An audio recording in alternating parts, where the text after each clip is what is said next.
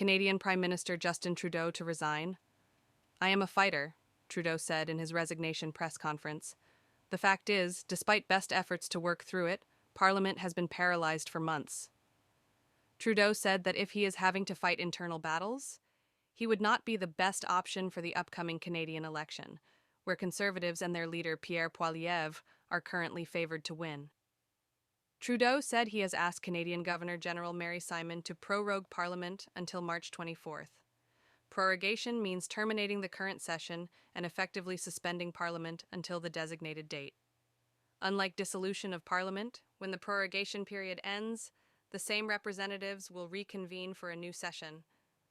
Parliament has been paralyzed for months after what has been the longest session of a minority parliament in Canadian history, Trudeau said.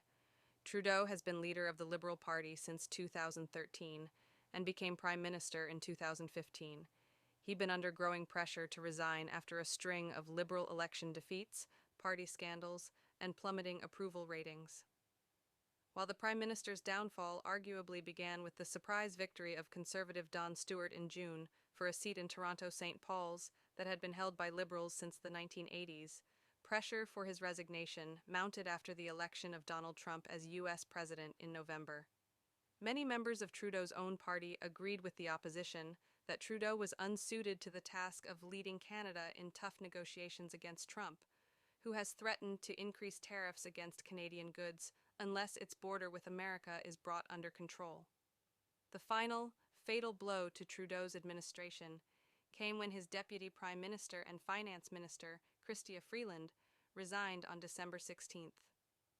Freeland wrote a scathing letter of resignation that blasted Trudeau for irresponsible spending on costly political gimmicks in the face of Trump's tariff threats.